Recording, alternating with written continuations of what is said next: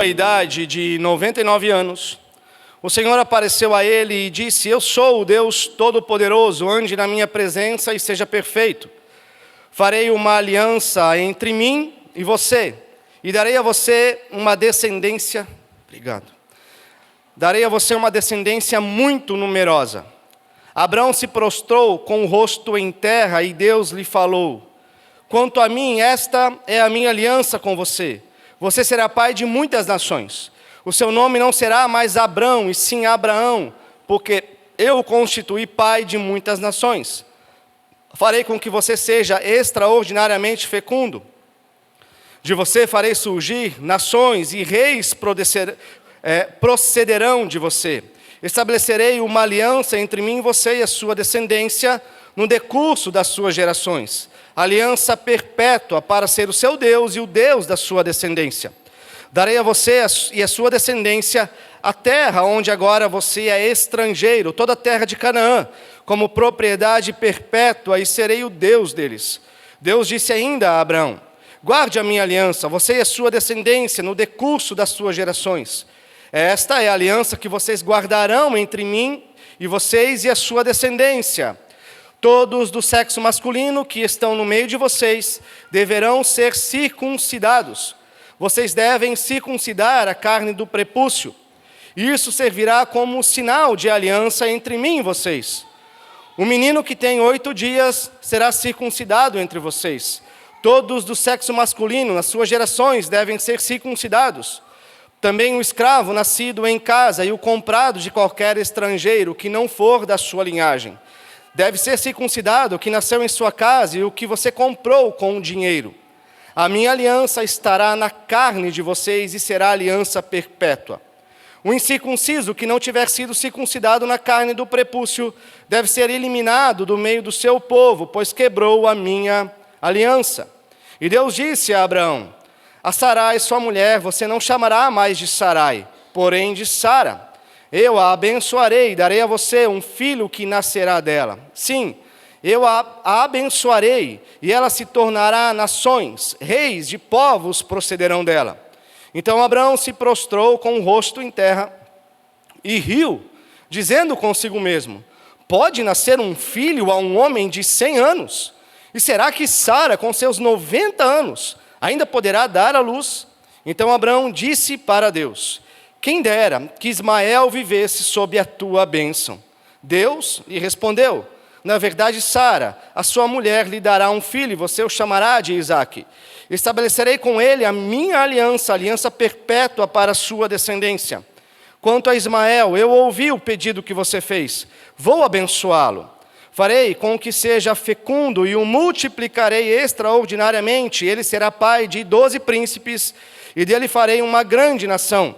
Mas a minha aliança eu estabelecerei com Isaque, o filho que Sara dará à luz para você, neste mesmo tempo, daqui a 1 ano. Quando acabou de falar com Abraão, Deus se retirou dele, elevando-se. Naquele mesmo dia, Abraão tomou seu filho Ismael e todos os escravos nascidos em sua casa e todos os que ele tinha comprado com o seu dinheiro, todos os do sexo masculino que havia em sua casa, e circuncidou a carne do prepúcio de cada um, como Deus lhe havia ordenado.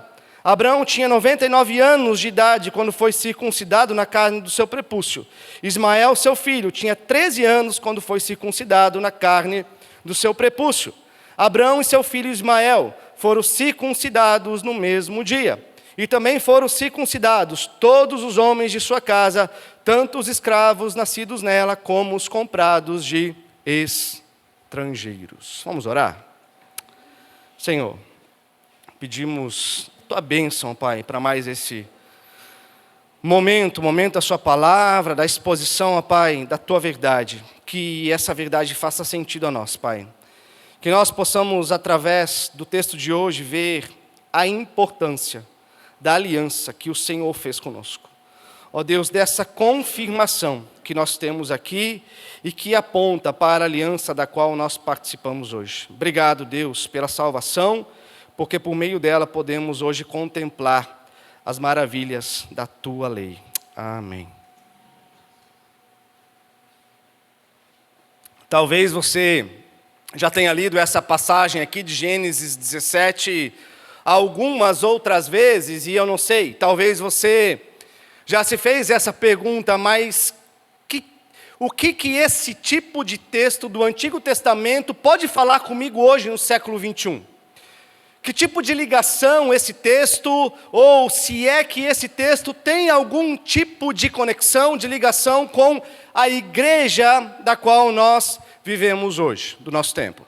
Meus irmãos, tem um sistema de estudo nas Escrituras, e esse sistema é com o qual nós interpretamos e sobre o qual nós cremos, que é o sistema do aliancismo, onde nós enxergamos através dele que a revelação de Deus nas Escrituras é uma só. Não existem várias revelações, mas é apenas uma revelação, que nós vamos enxergando de pouquinho em pouquinho essa revelação, e através das alianças que Deus vai firmando com o seu povo, com homens, com o seu povo, nós vamos vendo ou tendo mais dessa revelação de quem Deus é na continuidade dessas alianças. Então, de acordo com o sistema do aliancismo, como eu já disse, nós cremos como igreja,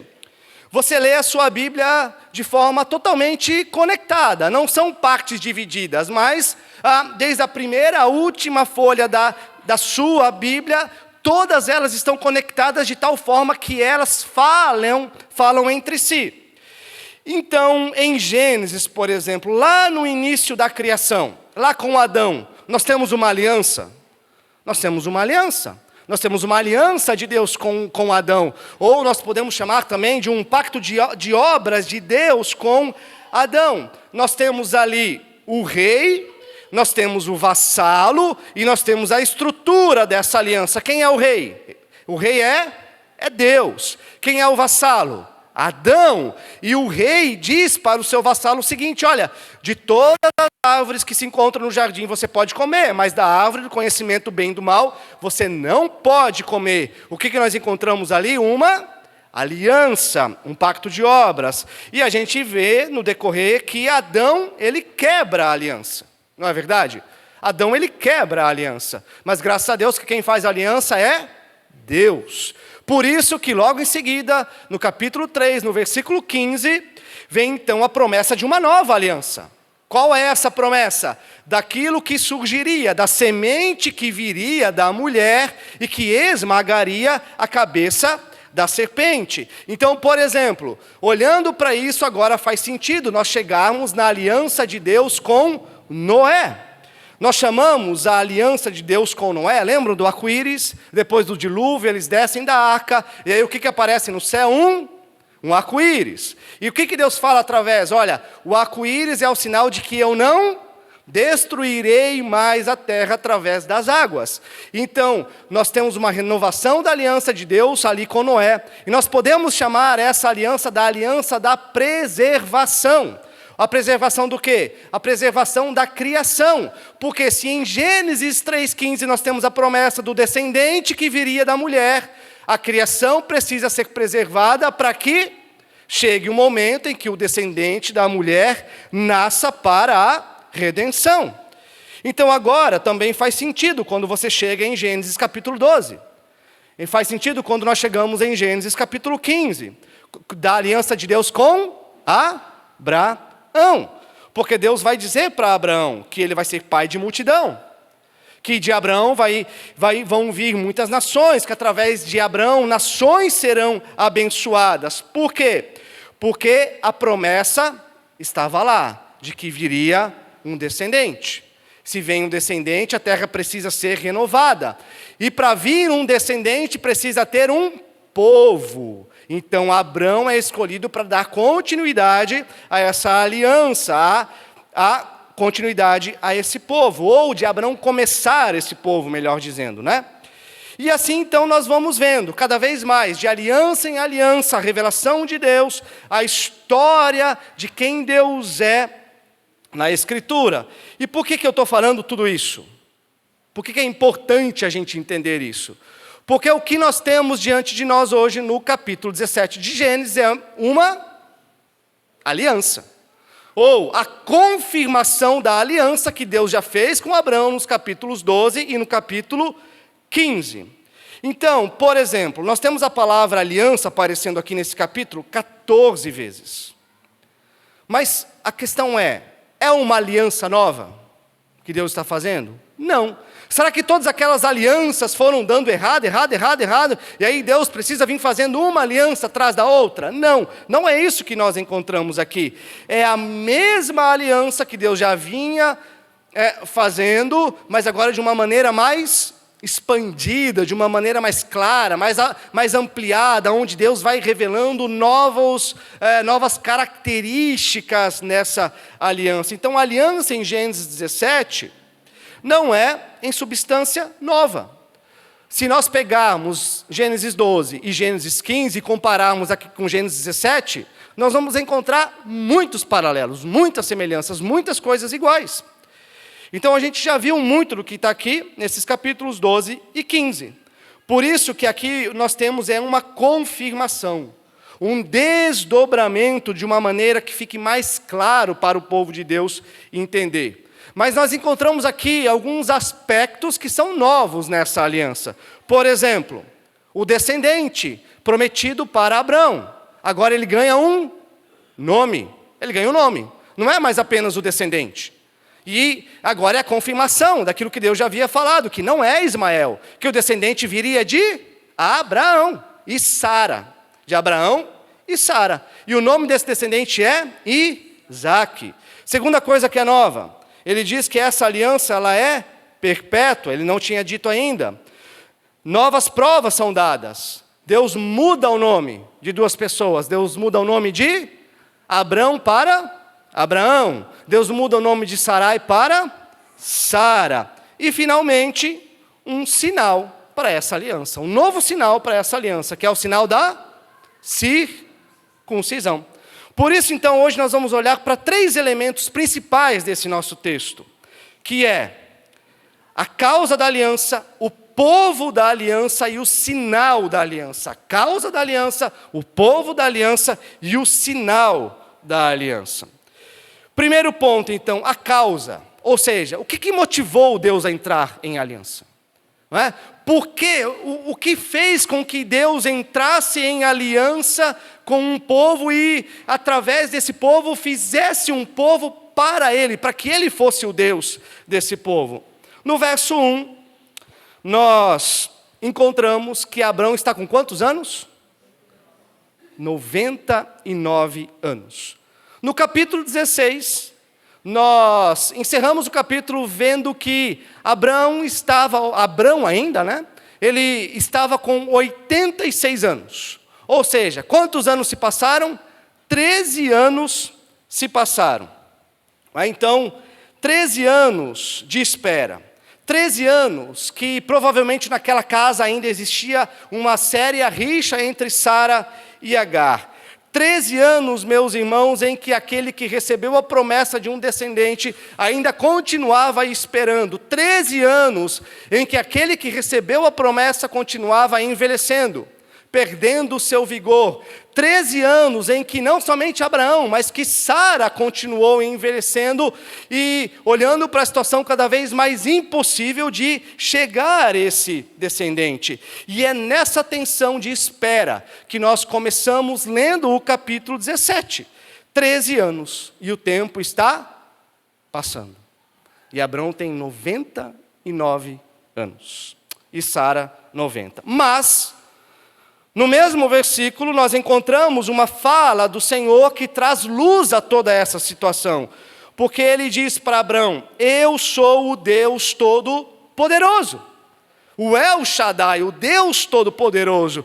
E esse nome de Deus, meus irmãos, é a primeira vez que aparece nas Escrituras. Todo-Poderoso, ou El Shaddai, significa, obviamente, para a gente, o quê? Aquele que tem todo poder, que é onipotente, que é soberano, não é? Descreve como Deus faz todas as coisas acontecerem por meio do seu poder de forma única. Então, Todo-Poderoso, El Shaddai, é o nome que todos os patriarcas conheceriam a Deus. De tal forma que quando a gente começa a ler Êxodo e a gente chega lá no capítulo 6, no verso 3, quando Deus está se apresentando para Moisés por meio daquela sarça ardente, né, pegando fogo ali diante das vistas de Moisés, Deus fala para Moisés o seguinte: apareci a Abrão, Isaque e a Jacó como Deus Todo-Poderoso, mas pelo nome O Senhor eles não me conheceram. Ou pelo nome Eu Sou, eles não me conheceram. Todo-Poderoso, meus irmãos, por exemplo, é o nome que vai aparecer 31 vezes no livro de Jó. E por que aparece 31 vezes o nome Todo-Poderoso no livro de Jó? Quem é Jó? É o homem que, se você ler, chega a dar dó, não é? Chega a dar dó de toda a situação que ele passa. Então, Todo-Poderoso é um nome de Deus que aparece para Jó 31 vezes, porque aquele homem precisava ser fortalecido diante de uma situação de tremenda tribulação que ele estava passando. Todo-Poderoso, meus irmãos, é um nome que aparece repetidamente em Gênesis aos patriarcas, porque Deus precisava falar dos descendentes, dos povos e nações que viriam através deles. E Deus estava então, através de falar, eu sou o Deus Todo-Poderoso, eu sou o El Shaddai, ele queria lembrar Abrão nesse momento de que ele está falando: Abraão, eu sou capaz de cumprir todas as promessas espantosas que eu fiz diante de você. Eu sou o Deus Todo-Poderoso. Então, portanto, está certo. Pode ser que para você está demorando, mas olha, para mim está tudo sob controle. Eu não perdi uma linha sequer da sua história e daquilo que eu quero cumprir dentro da história da redenção das minhas mãos. Abraão, eu sou o Deus Todo-Poderoso, então não se apavore. Meus irmãos, com essa revelação, a vida de Abraão, ela deveria, ou como nós vamos ver, como ela foi impactada, ou digo até mais, não somente impactada, mas transformada, profundamente transformada, em duas áreas, ou seja, a sua ética, a sua moral, a sua atitude, a sua maneira de viver, e também na sua adoração. A ética está lá no final do versículo 1. Olha lá, o que Deus diz para Abraão no final do versículo 1? Ande na minha presença e seja perfeito. A vida de Abraão deveria ser mudada, transformada na sua ética, na sua moral. Ou seja, a vida de Abraão deveria ser transformada pelo Deus que ele conhecia. Conforme você conhece esse Deus, conforme a sua visão de Deus é ampliada, é engrandecida, automaticamente a sua vida precisa ser transformada.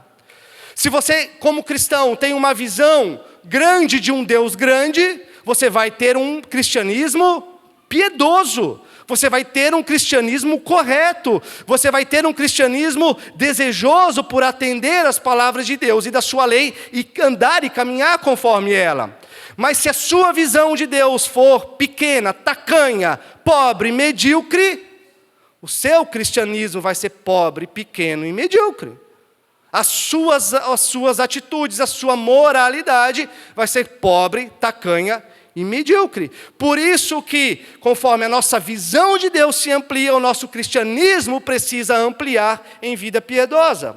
E a segunda coisa que deve ser impactada, se a nossa ética é impactada, se o nosso cristianismo é transformado e aumentado, então o culto precisa ser transformado. No verso 3, o que a gente encontra? Abraão fazendo o quê? Se prostrando em terra, com a sua face no chão, diante do Senhor. Ou seja, Abraão fez aquilo que ele tinha que fazer. Diante da revelação de Deus, diante do Deus que ele estava conhecendo, ele fez o que ele tinha que fazer, ele fez o que nós precisamos fazer como igreja. Reverenciar esse Deus, adorar esse Deus, nos prostrar ao chão, por causa desse Deus, quando ele está presente. Então, impacta a ética, impacta o culto. E a nossa vida, como nós gostamos de falar, é uma vida coram Deu. Ou seja, é sempre na presença de Deus. Sempre na presença de Deus. Não existe um milésimo da nossa existência, não existe um passo, meio passo que a gente dê, que nós não estejamos diante dos olhos daquele que tudo vê. A.W. Tozer, um pastor batista, que no seu livro Conhecimento de Deus, ele diz algo muito interessante dentro disso. Ele diz assim, que aquilo que nos vem à mente quando pensamos em Deus, é a coisa mais importante sobre nós mesmos. A coisa mais importante que nos vem à mente quando pensamos em Deus é a coisa mais importante sobre nós mesmos. Então, quando nós olhamos para esse texto, nós vemos Abraão tendo uma revelação de que esse agora é o Deus Todo-Poderoso, é o El Shaddai, e diante dessa revelação, a gente vai vendo que a vida de Abraão ela vai sendo profundamente transformada, mudada no decurso dessa relação. Eu quero que vocês abram comigo agora Romanos 12, 1 e 2.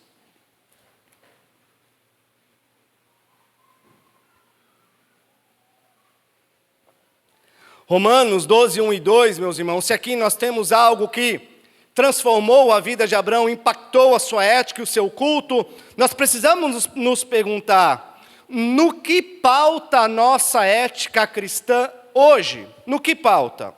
O que diz Romanos 12, 1 e 2? Vamos ler juntos e bem alto? Vamos lá? Portanto, irmãos, pelas misericórdias de Deus, peço que ofereçam seu corpo como sacrifício vivo, santo e agradável a Deus. Este é o culto racional de vocês. E não vivam conforme os padrões deste mundo, mas deixem que Deus os transforme.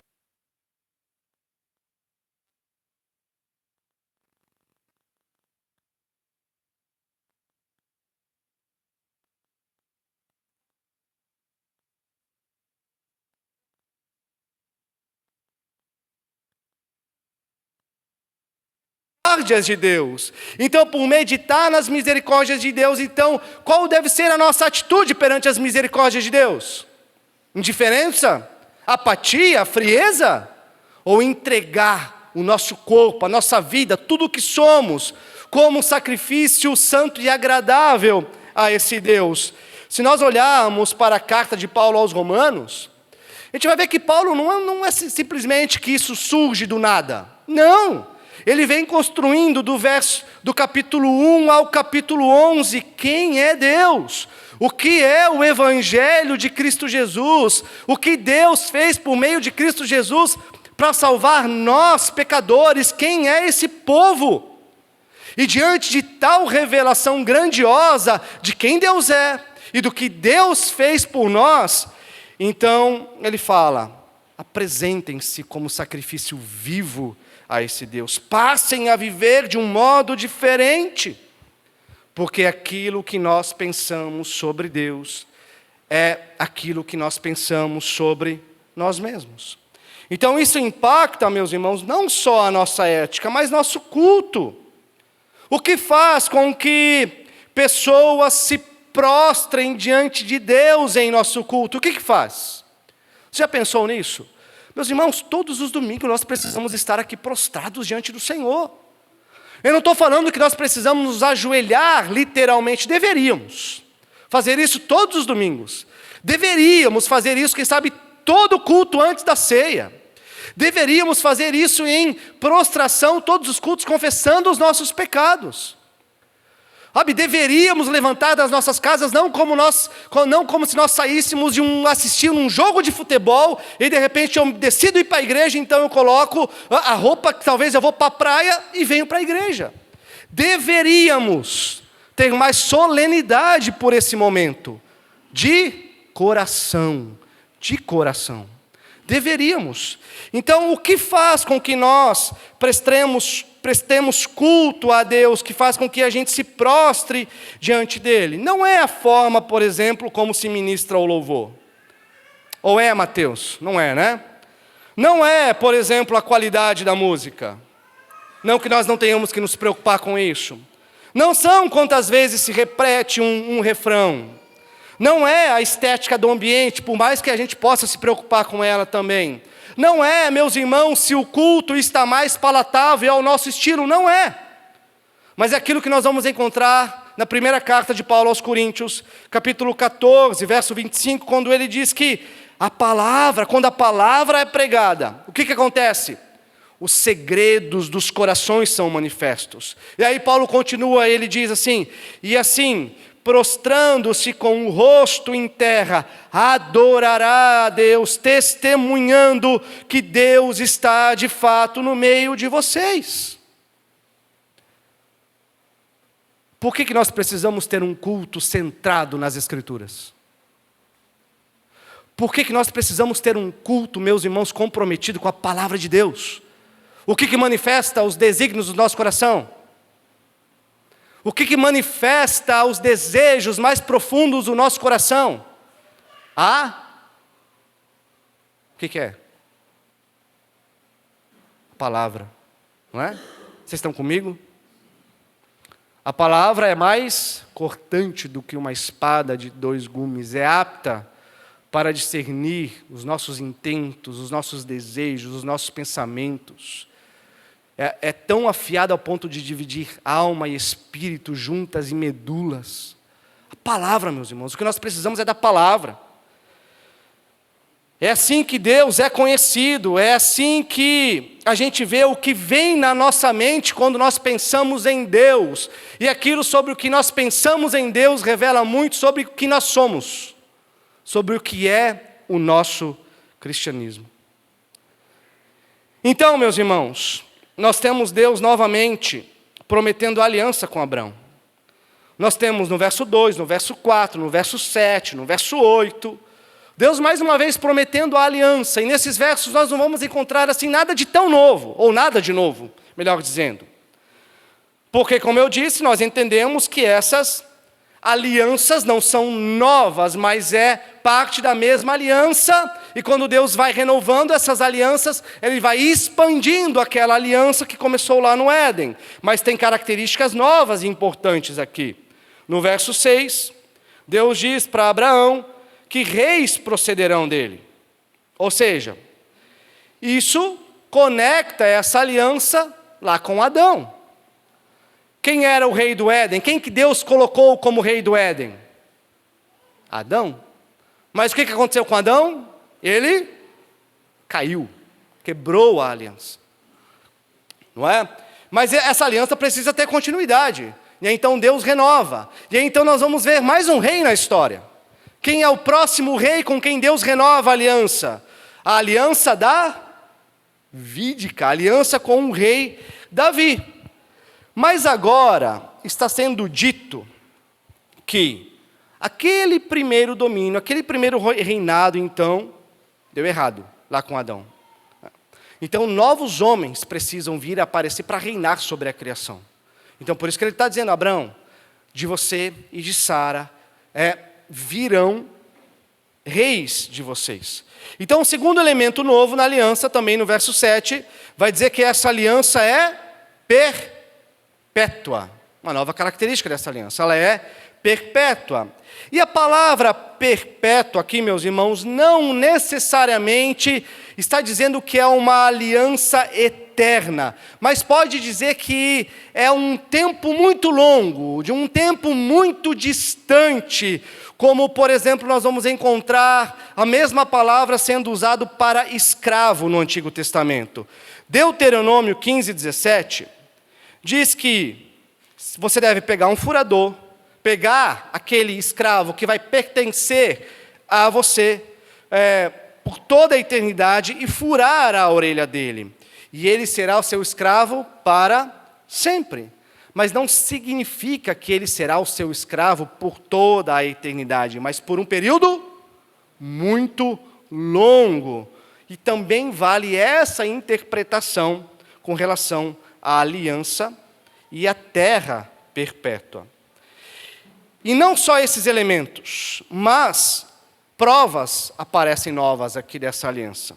Como nós já vimos, os nomes de Abraão e de Sara são mudados. No verso 5, o nome de Abraão é mudado para Abraão. No verso 15, nós temos o nome de Sarai mudado para Sara. E quando nós olhamos, principalmente no Antigo Testamento, quando você muda o nome de alguém, ou quando Deus mudava o nome de alguém, não era simplesmente o nome dessa pessoa que era mudado, mas isso impactava em todo o futuro dessa pessoa. O futuro dessa pessoa era transformado. Abrão significava pai exaltado. Abrão, né? Pai exaltado. E Abraão significa o quê? Pai de multidão. Sarai significa princesa. E Sara significa princesa também. Mas agora faz mais sentido. Por quê? Porque uma vez que você tem uma promessa de que de Abraão e de Sara vem uma descendência, então agora você tem o pai de multidão e você tem Sara que é princesa. Então do pai de multidão e da princesa vão vir nações, vão vir reis, vão vir príncipes, não é? Que sairão dessa família. Mas olha, a primeira pergunta nesses primeiros 8 versos para a gente é: qual a motivação de Deus na aliança? Qual é a motivação de Deus em querer entrar em aliança com esse povo? É aquilo que nós encontramos no verso 7. Uma das frases mais lindas que se estendem por toda a Escritura. Qual é a razão que está ali no verso 7? Aliança perpétua para ser o quê? O seu Deus e o Deus da sua descendência. Coisa linda, não é verdade? Aliança perpétua para ser o seu Deus e o Deus da sua descendência.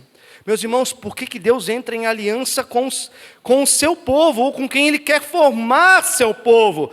Ele está dizendo para ser o Deus do meu povo, para que esse povo pertença a mim, para que eu esteja constantemente com esse povo. E aqui nós temos um princípio da aliança, que é um princípio mais belo ainda, talvez, que é o princípio que nós encontramos claramente na data de Natal, que é o princípio que Emanuel da aliança.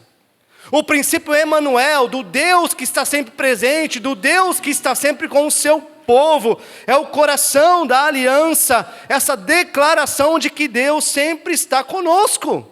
Amém? Meus irmãos, Deus sempre está conosco. E essa frase se repete várias e várias vezes ao longo das Escrituras. Eu serei o Deus de vocês, vocês serão o meu povo, eu os chamo para serem propriedade exclusiva minha. Mas o que isso significa? Tem alguns significados para nós. Primeiro, são significados belos. Primeiro, significa, meus irmãos, que Deus se empenha, olha que maravilhoso isso, Deus se empenha em fazer o bem para o seu povo de todo o seu coração. Jeremias 32 diz que eles serão o meu povo e eu serei o seu Deus. Terei alegria em lhes fazer o bem de todo o meu coração e de toda a minha alma. Isso deveria arrancar dos nossos lábios um glória a Deus. Terei alegria em lhes fazer o bem de todo o meu coração e de toda a minha alma. Isso significa, meus irmãos, que nós somos o povo de Deus, e Ele é o nosso Deus, e que esse desejo não parte de nós. Vocês conseguem compreender isso? Esse desejo não parte de mim, não parte de você. É o Deus que se aliancia conosco. É o Deus que quer ser o nosso Deus e fazer da gente o seu povo, para que para o seu povo Ele faça todo o bem. Então, Ele está dizendo, olha, eu vou usar todas as circunstâncias, todo o meu empenho, toda a minha soberania, todo o meu poder, todo o meu ser, todo o meu coração para o seu bem. Faz sentido quando nós lemos agora e encontramos o Deus Todo-Poderoso? Faz sentido quando nós lemos e encontramos aqui o Deus El Shaddai, o Deus Criador de galáxias, de terra, de céu, do ser mais poderoso que existe ao verme, vir na nossa direção e nos chamar para ser povo dEle, porque Ele tem o desejo de ser o nosso Deus, e isso para o nosso bem, meus irmãos. Isso para o nosso bem. Em segundo, significa que a morte não é empecilho para mim e para você. A morte não é empecilho para nós, irmãos. Milhares de anos depois dessa revelação, Cristo Jesus está discutindo com um grupo chamado de Saduceu. Lembram desses homens? Alguns da liderança de Israel naquele tempo. E os saduceus, eles criam na ressurreição ou não? Não. Os saduceus não criam na ressurreição. E Jesus está conversando com eles e ele diz assim: quanto à ressurreição dos mortos, vocês nunca leram o que Deus disse? Eu sou o Deus de Abraão, eu sou o Deus de Isaac, eu sou o Deus de Jacó. E esses homens estavam ali discutindo com Jesus, como que querendo dizer assim: não, o Senhor está errado. O Senhor deveria dizer o seguinte: Deus era o Deus de Abraão, Deus era o Deus de Isaac, Deus era o Deus de Jacó. Mas Jesus, então, ele complementa, ele diz: ele não é Deus de mortos, mas ele é Deus de vivos. Meus irmãos, quando Deus é nosso Deus, a morte não nos causa dano algum. Quando Deus é nosso Deus, nós não morremos nesse sentido. Então, essa promessa de que eles serão o meu povo, eu serei o seu Deus, permanece não por um longo tempo, mas de eternidade a eternidade. De eternidade a eternidade. Em terceiro lugar, significa que você não precisa mais se orgulhar por nada. Porque parece ser isso que Paulo quer dizer lá na sua carta aos Coríntios. Parece que ele está olhando para esse texto. Em 1 Coríntios 3, 21 a 23, Paulo apóstolo, ele diz o seguinte: portanto, ninguém se glorie nos homens. Ele vai dizer: olha, porque tudo é de vocês.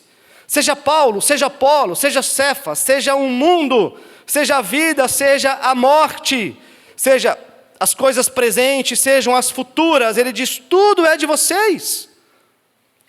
E vocês são de Cristo. E Cristo é de Deus. Ele está falando: olha, não se orgulhe por nada. Tudo é de vocês. A vida já é sua. Cada respiração é sua, cada batida do coração é seu, cada dia que você enfrenta é seu, cada dia que você dorme, cada noite, aliás, que você dorme é sua. Paulo está dizendo: olha, tudo é de vocês, vocês não têm o porquê se orgulhar de ter alguma coisa. Ele vai dizer ainda: a morte é de vocês, ou seja, a morte é serva de vocês, porque a única coisa que ela pode fazer é levar vocês para mais perto do Redentor de vocês. O presente é teu, cada momento, seja triste, seja feliz, o futuro é nosso, meus irmãos. Tudo ocorrerá nesse momento, tudo trabalhará no futuro, para que as coisas confirmem que nós somos de Deus, que nós somos de Cristo e que Cristo é de Deus, como nós vimos. Ou seja, pertencer a Deus, ser o povo de Deus e Ele ser o nosso Deus, significa que tudo é nosso. Mas você pode se perguntar: tá, e o que isso muda? E o que isso deve transformar na minha maneira de viver? Por isso que Paulo vai dizer: você não deve se orgulhar de nada. Se tudo já é teu, se você já é de Cristo, e Cristo é de Deus, do que você vai se orgulhar, meu irmão, minha irmã? Ou seja, acabem com essas preocupações, acabem com sentimentos de insegurança, acabem com esses temores, com esse medo que nós temos de insignificância, porque afinal de contas, se nós somos povo de Deus, e Ele é o nosso Deus, e em Cristo nós temos tudo do que nós vamos se orgulhar, o que nós vamos temer, com o que nós vamos nos preocupar. Paulo está dizendo: olha, vocês não precisam buscar valor. Vocês não precisam buscar significado. Vocês não precisam ficar buscando elogio em coisas que têm segunda mão, que é insignificante. Porque em Cristo Jesus nós já temos tudo. Porque Ele é o nosso Deus. E nós somos povo do seu pastoreio. E se Deus é o nosso Deus, Ele é o Criador de tudo, então nele nós temos tudo. Essa é a motivação da aliança, meus irmãos. Deus entra em aliança conosco por esse princípio Emanuel, o Deus presente da aliança. Mas o segundo ponto: quem é o povo da aliança? Nós temos a causa. Agora, o segundo ponto é: quem é o povo da aliança?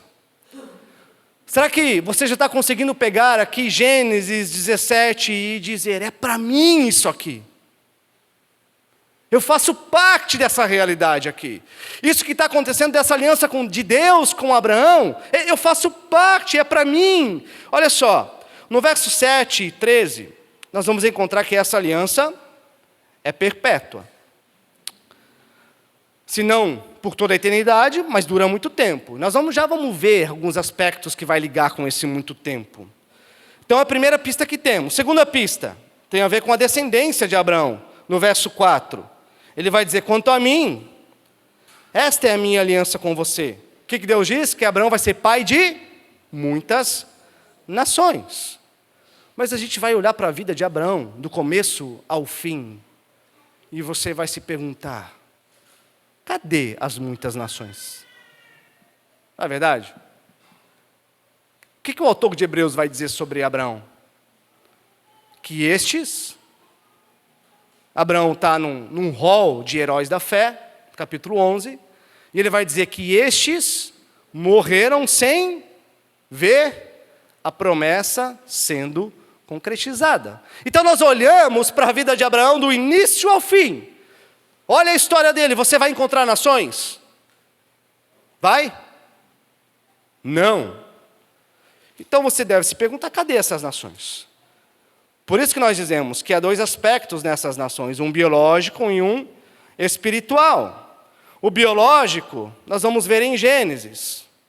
Durante o quê? As genealogias. Se você abrir sua Bíblia em Gênesis 25, você vai ter uma genealogia. Ou seja, aqueles que são descendentes naturais de Abraão, consanguíneos de Abraão. Mas cadê as nações? Abram comigo suas Bíblias, deixa um dedinho aí. Abra lá em Gálatas 3, 29. Gálatas 3, 29.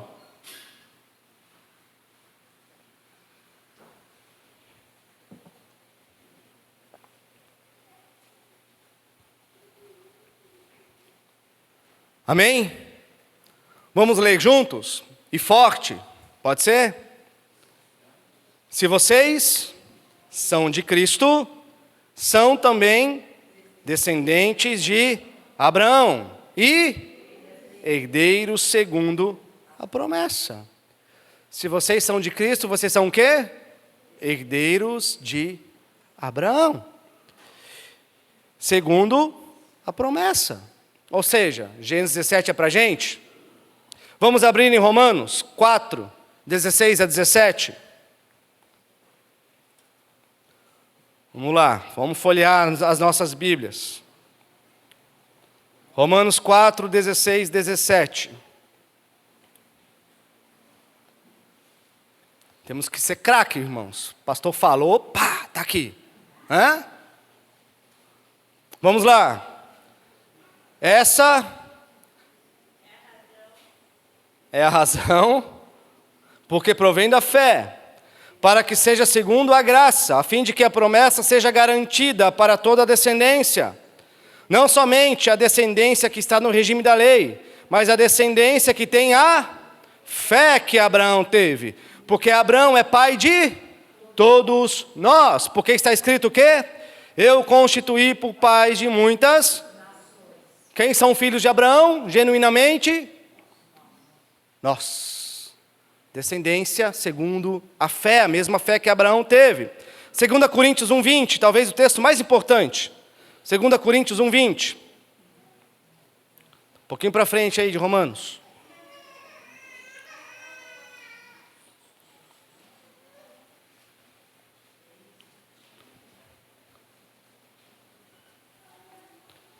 Amém? Olha lá, 2 Coríntios 1:20. Porque todas as promessas de Deus têm em Cristo o sim. Por isso também por meio dele se diz o amém, para a glória de Deus por meio de nós. Todas as promessas de Deus em Cristo têm o sim, têm o amém. Todas as promessas. Ou seja, então será que eu e você, será que nós podemos como igreja pegar o Antigo Testamento, por exemplo, ler Salmos, ler os profetas, as profecias, ler as alianças, pegar isso e dizer, obrigado Senhor, porque isso é para mim? Nós podemos? Podemos, irmãos, porque a nossa fé está em Cristo, garantidor de todas essas promessas, para quem essas promessas apontavam. Porque em Cristo nós temos em sim e o amém de Deus, Ele é o nosso garantidor. Então se você está em Cristo, tudo isso é para você. Toda a Bíblia é sua. Nem da Bíblia nós temos que nos orgulhar. Porque toda a Bíblia é nossa, toda a palavra de Deus é nossa. Mas a grande pergunta que você precisa fazer hoje, você está em Cristo? Essa é a grande pergunta que você precisa responder. Você está em Cristo? Porque se você está em Cristo, Paulo está dizendo, todas as promessas em Cristo têm para você o sim e o amém. Então isso se aplica a você. Toda a Bíblia se aplica a você. Por isso, responda isso. Isso de fato se aplica a você. E como eu sempre gosto de falar, não interessa se você tem 5, 10, 15, 20 anos de igreja. Não interessa se o seu nome está no hall de membros de alguma igreja. A grande pergunta é, você é nascido de novo? Você é de fato regenerado? Você é de fato transformado pela graça e segue em um cristianismo crescente? Porque o fruto precisa se evidenciar na sua vida. O fruto precisa se evidenciar na vida de um novo nascido em Cristo Jesus. Porque fora de Cristo, meu irmão, minha irmã, nenhuma dessas promessas divinas se aplica a você. Você não tem direito a nada fora de Cristo. Mas em Cristo, todas as promessas divinas são nossas. Efésios 1:3 vai dizer que nós somos herdeiros em Cristo Jesus de todas as bênçãos materiais? Não. Somos herdeiros em Cristo Jesus nas regiões celestiais de todas as bênçãos espirituais. Porque nós não olhamos mais para uma terra. Nós não olhamos mais para os bens materiais. Nós olhamos para uma pátria superior. Nós somos peregrinos, estamos passando em cima de uma ponte com destino ao outro lado. E em cima de ponte não se constrói casa. Em cima de ponte não se estrutura uma vida. Porque nós somos peregrinos e nós queremos chegar do outro lado. Por exemplo, no livro O Peregrino, de John Bunyan, ele registra ali logo no início do livro que o peregrino no início da sua jornada, da sua caminhada, ele cai em um pântano. Quem aqui já leu O Peregrino de John Bunyan? Leiam esse livro. Tá? Uma segunda Bíblia para vocês. Tá? Ele cai num pântano chamado de pântano do desânimo. E ele se mexe, ele tenta sair dali, mas ele não consegue sair, porque era como se fosse areia movediça. Mas então ele tem um momento de sobriedade, e ele para, e ele olha ao seu redor, e ele encontra rochas do seu lado. E qual é o nome dessas rochas? Promessas. Promessas. John Bunyan registra que o peregrino, ele começa a se agarrar nessas rochas. Ele começa a se agarrar nessas promessas, e ele começa a sair do pântano do desânimo. Talvez você seja alguém que esteja no pântano do desânimo. Talvez você, mas mesmo sendo cristão, talvez no início, no meio, ou quase no final da sua caminhada, você pode estar no pântano do desânimo, se remexendo, tentando sair, mas parece uma areia movediça que você não consegue se desvencilhar desse pântano. Então, o meu convite para você é, reflita nas promessas. Reflita nas promessas que você tem em Cristo Jesus, se você é de fato de Cristo. Porque em Cristo você tem o sim e você tem o amém. Todos os dias de manhã, abra as Escrituras. Leia as Escrituras. Encontre ali as promessas que você tem em Cristo Jesus, e que são por Cristo Jesus direito teu também. E tenha sua fé renovada. Tenha sua fé fortalecida. Olhe para as promessas, pare de olhar para essa vida. Pare de olhar para essa vida como se aqui tivesse algo bom para te oferecer. Pare de olhar para essa vida como se aqui tivesse a sua recompensa, que não tem nada. Aqui não tem nada para te oferecer, nem a sua vida é sua, nem o seu tempo é seu, nem os seus caminhos são seus. Então pare. Olhe para as promessas, olhe para a realidade da qual de fato você faz parte. E tenha ali a sua fé e a sua esperança renovada através de Cristo Jesus. Porque isso aqui não pode te dar segurança, meu irmão, minha irmã. Isso aqui não pode te dar segurança. Mas as promessas, todas elas, são tuas em Cristo Jesus. Terceiro ponto, o sinal da aliança. E talvez a maior diferença está aqui no sinal. Dos versos 9 a 14, nós temos o que é exigido de Abraão. No verso 8, Deus está dizendo para ele, olha, eu vou estabelecer a minha aliança. Eu vou estabelecer a minha aliança. Eu venho de encontro, eu quero realizar essa aliança. Ou seja, se Deus vem de encontro, Ele estabelece essa aliança, como nós já vimos lá no capítulo 15, que somente Deus passa naquele corredor, lembram? Naquele corredor de animais mortos e partido ao meio, Abrão dorme enquanto Deus passa. Ele é cortado ao meio, não é? Então, nós vimos ali que é uma aliança incondicional, não depende do que Abrão faz ou faria. Mas a partir do verso 9, nós temos um caráter um pouco diferente. Porque um caráter condicional. Ele vai dizer no verso 9, guarde a minha aliança. E agora? Parece que isso é um problema para nós, né? A soberania de Deus e a responsabilidade do homem.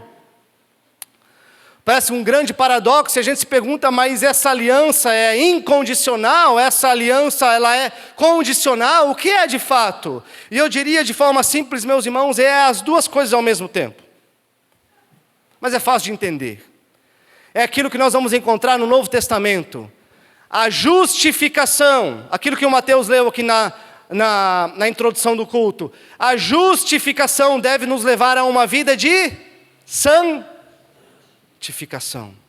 A justificação deve nos levar a uma vida de santificação. E vamos lembrar que santificação não é apenas parar de fazer coisas erradas. Porque a santificação não começa com a gente. A santificação começa em Deus. Ao nos escolher em Cristo Jesus e nos dar vida nova. E por causa dessa vida nova, a gente não apenas para de fazer coisas erradas, mas a gente para de fazer coisas erradas para realizar as certas. Aquele que roubava, não roube mais. Mas não é simplesmente não roubar mais, mas é trabalhar para ter com o que dividir. Aquele que minta, não minta mais. Não é simplesmente não mentir mais. É não mentir mais para agora falar a verdade. Ou seja, fruto, evidência, transformação, vida cristã que cresce, que evidencia Cristo na sua vida. Então ele diz, guarde a minha aliança. Não é? É a justificação que leva à santificação. É Deus realizando a aliança, mas do outro lado, aguardando a obediência. E Deus pede para Abrão guardar a sua aliança. Por quê? Porque o próprio Deus vai levar a cabo, nos mínimos detalhes, a sua aliança. Mas Ele espera que aqueles que estão em aliança também obedeçam. Dos versos 15 a 22, então nós temos a parte de Sara da aliança. O verso 16 diz que o herdeiro vem dela, e o nome dele será Isaque. O que significa Isaque? Aquele que ri. Aquele que ri, ou ele ri, não é? Então, Abrão, ele riu da promessa de que Sara, com 90 anos, teria um filho. Então está dizendo, você riu, então o nome do seu descendente será Isaque, aquele que ri. Ou seja, se você riu da minha promessa, você vai rir ainda mais quando eu te abençoar. E dos versos 21 a 22, diz que Ismael, agora filho de Abrão com Agar, também seria beneficiado de alguma maneira por essa aliança. Dos versos 23 a 27, nós temos então a obediência de Abraão.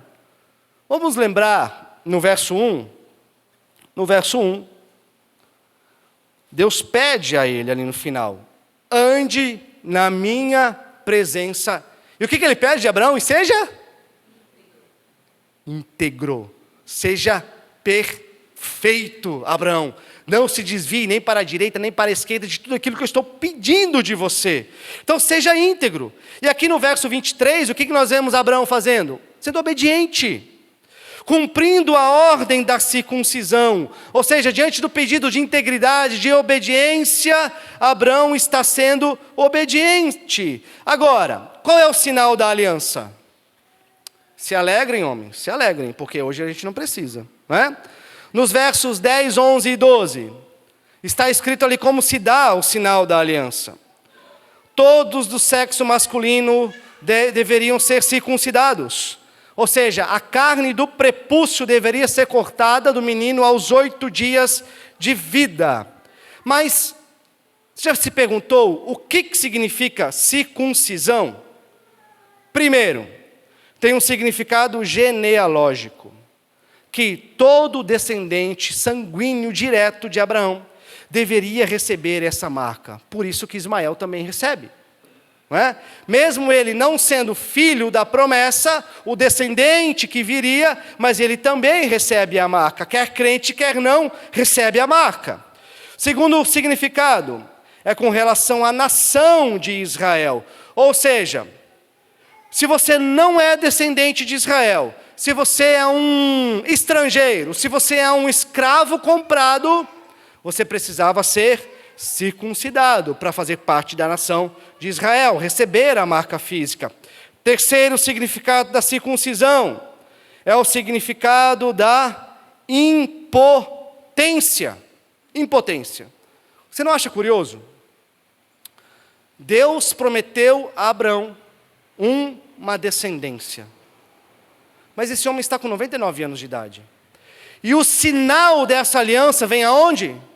No prepúcio, ou seja, exatamente no órgão sexual é que vem essa marca física.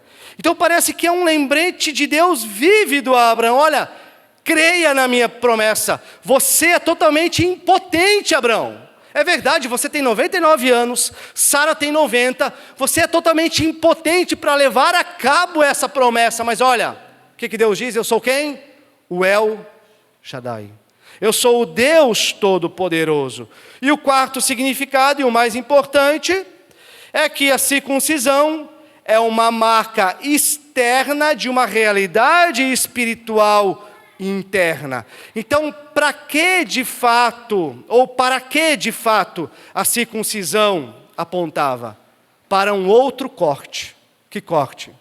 O corte do coração. Circuncisão aponta para a regeneração. Circuncisão, meus irmãos, aponta para o novo nascimento em Cristo. Por isso que você vai ler o seu Antigo Testamento e você encontra Deuteronômio 10:16, onde antes do povo entrar na terra prometida, Moisés está dizendo a eles: olha, circundem o coração de vocês verdadeiramente.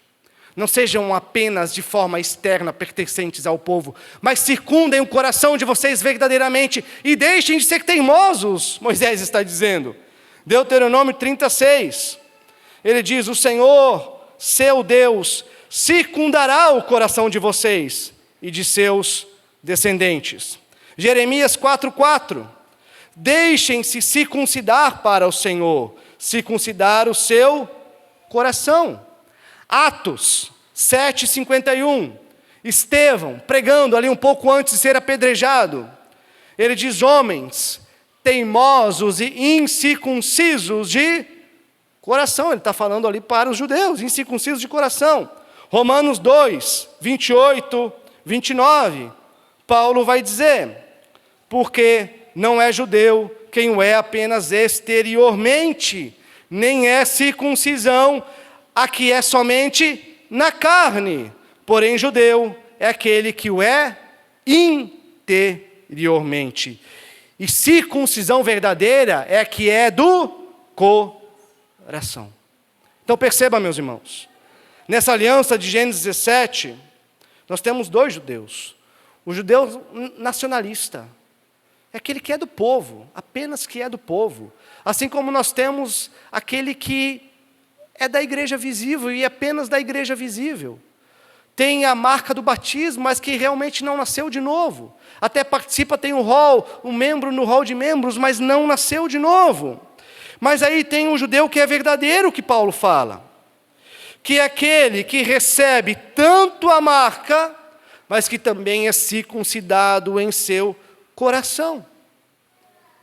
Ou seja, a circuncisão não é um fim em si mesmo, mas é uma marca física que aponta para uma realidade interior e espiritual, de transformação, de vida nova. É por isso que, graças a Deus, ela não é mais transferível para o Novo Testamento. O que cumpre, meus irmãos? Qual é essa aplicação direta dessa marca do Antigo Testamento para o Novo Testamento? É a regeneração. O novo nascimento. Não mais o prepúcio cortado, mas o coração cortado.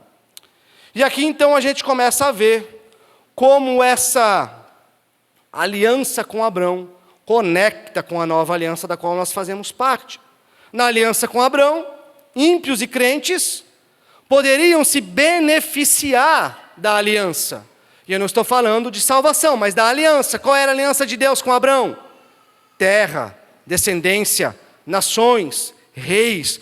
Por isso que às vezes a gente vai olhar para Ismael e você fala, mas Ismael é salvo? Não. Ele participa das bênçãos, porque Abrão é o pai dele.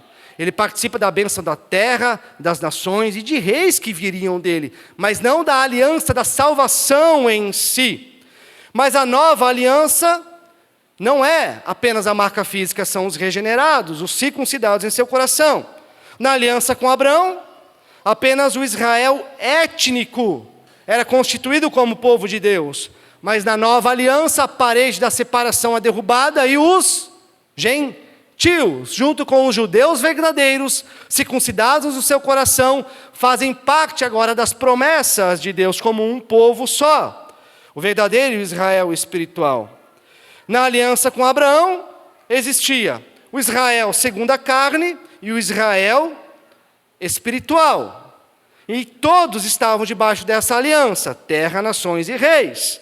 Na nova aliança, existe somente um verdadeiro Israel chamado Cristo Jesus, em que você tem os circuncidados israelitas e também os gentios israelitas circuncidados em seu coração. Na aliança com Abraão, somente Israel seria a nação santa. Mas Pedro, no Novo Testamento, diz que nós somos quem? Nação santa. Povo escolhido, de propriedade exclusiva de Deus, sacerdotes desse Deus. Na aliança com Abraão, a promessa da multiplicação da descendência consiste apenas da sua descendência. Mas no Novo Testamento, nós temos em Apocalipse, João tendo a visão dos 144 mil diante do trono de Deus adorando. Quer dizer que são só 144 mil? Claro que não, é muito mais do que isso. Mas é só um exemplo para a gente ter um número exato de milhares e milhares e milhares daqueles que estarão de todos os povos, línguas e nações, adorando diante do Cordeiro e circuncidados no seu coração. Então, meus irmãos, concluindo, nós olhamos para as promessas de Abraão e nós nos maravilhamos com ela, não é verdade? Nós nos maravilhamos. E quando nós olhamos então para o Novo Testamento e nós encontramos as promessas de Deus em Cristo Jesus, nós precisamos nos maravilhar muito mais com a nova aliança. Então a gente vê que o sinal era temporário e aponta para essa realidade espiritual da qual nós participamos hoje. Mas tem mais um fator da circuncisão, que é um grande lembrete, que está simbolizado aqui nessa mesa, da qual nós participamos hoje. Um grande lembrete, meus irmãos, desse sinal da aliança, da circuncisão, é que toda a aliança ela é solenizada, ela é concretizada através do sangue. Do sangue. Ou seja, toda aliança aponta para Cristo. Primeiro, veio a promessa de que reis viriam de Abraão e Sara. Veio Davi, ele não foi perfeito, vieram outros reis. não foram perfeitos. Mas em Ezequiel 34, 23, ele diz: porei sobre eles um pastor, o meu servo. Davi morreu, os outros reis morreram nas suas imperfeições. Então está apontando para um outro rei. E aí você lê Zacarias 9:9, que diz: alegre-te muito, ó filha de Sião, eis que o teu rei vem a ti, humilde, sentado num jumento. E aí você lê o Evangelho. E aí você encontra nos Evangelhos, em um domingo de Ramos, Jesus sentado num jumento, de forma humilde, entrando em Jerusalém, no domingo de Ramos, e aquelas multidões cercando Jesus, e aclamando: Hosana, Hosana, ao filho de Davi. E, ou seja, ali está o rei, meus irmãos. E essa aliança fala para Abraão: seja perfeito. Abraão até começa a ser perfeito, mas é impossível ele ser perfeitamente perfeito. Os outros reis até começam a ser perfeitos, um pequeno número, mas é impossível os reis serem perfeitamente perfeitos. Então aponta para Cristo, quando ele diz em João 8:29, aquele que me enviou está comigo, princípio Emanuel da aliança, não me deixou só, porque eu faço sempre o que lhe agrada, integridade, perfeição. Essa aliança, meus irmãos, fala de dor, fala de sangue. Então, na véspera da crucificação, Jesus pega um cálice, pega o pão na sua mão, e ele também vai falar do seu sangue. E quando a gente olha para a sexta-feira da paixão, houve dor e houve sangue na sexta-feira da paixão. Jesus sofreu a verdadeira circuncisão no seu corpo, para que nós pudéssemos ser circuncidados no nosso coração. O corpo de Jesus, meus irmãos, foi cortado pelos nossos pecados. O corpo de Jesus na nova aliança foi circuncidado por causa dos nossos pecados em uma nova aliança com Deus. Mas hoje nós somos circuncidados, então, nessa nova aliança, como Paulo vai dizer em Colossenses 2:11, não por mãos humanas, mas pela operação divina no nosso coração. Existem maravilhas nas promessas de Abraão, muito mais existem nas promessas da nova aliança em Cristo Jesus. Meu apelo é: corra para Cristo mais uma vez hoje. Encontra-se com Cristo mais uma vez hoje, porque em Cristo você tem o sim e você tem o amém. Mas fora de Cristo, você tem apenas a si mesmo e aos seus pecados. E você é filho da ira como os demais. Então, corra para Cristo, porque nele você tem o sim, você tem o amém. E você é herdeiro de todas as promessas. O que você pode fazer? Nada. Apenas erguer as suas mãos e falar: Senhor, eu clamo pela sua misericórdia e faça de mim um participante da nova aliança, agraciado pela salvação em Cristo Jesus. Amém? Que Deus abençoe a sua vida. Vamos nos colocar de pé, vamos orar e cantar uma última música.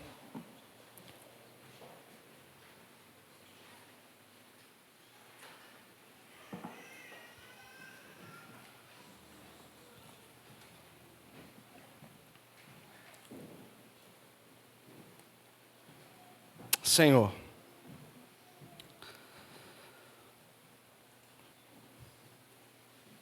um terno obrigado, Pai, é o que nós podemos dizer a Ti.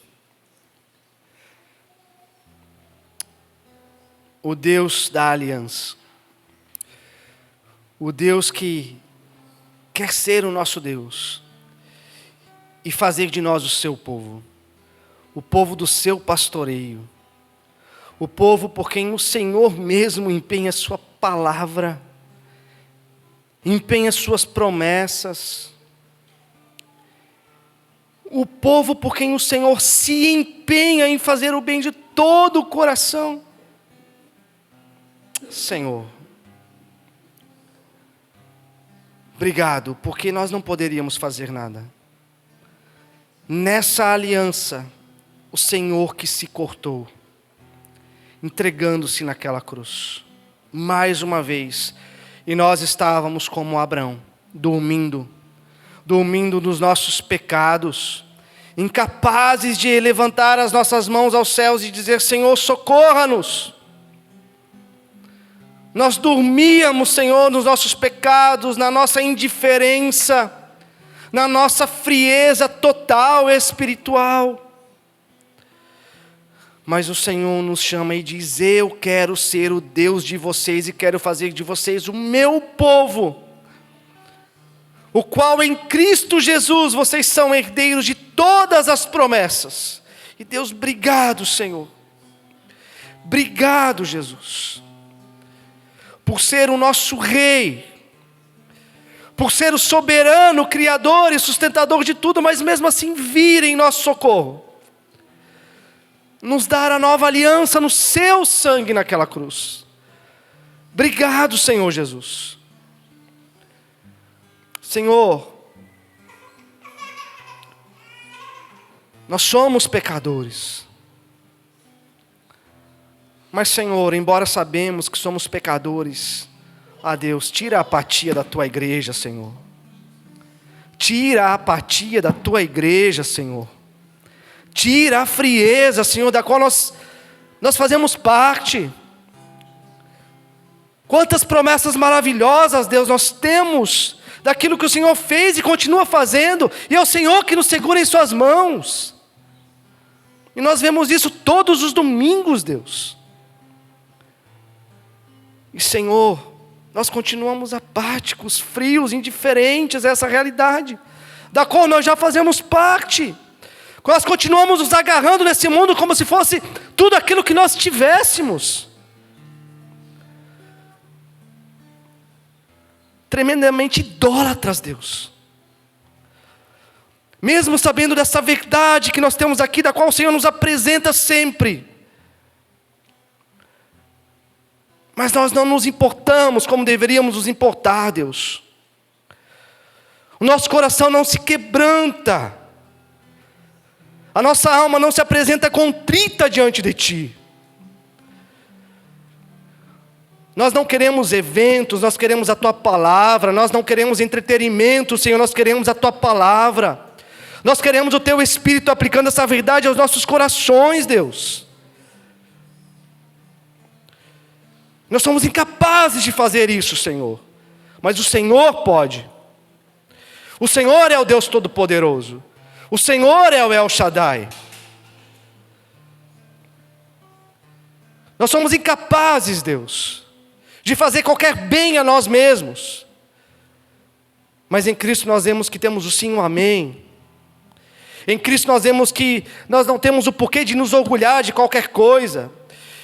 Em Cristo nós vemos que nós não temos o porquê desejar ter vantagem nessa vida.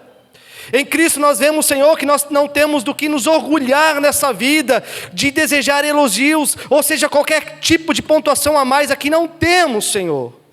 Nós temos que olhar para Ti, Deus, como a Tua igreja amada e comprada naquela cruz pelo sangue precioso do Teu Filho.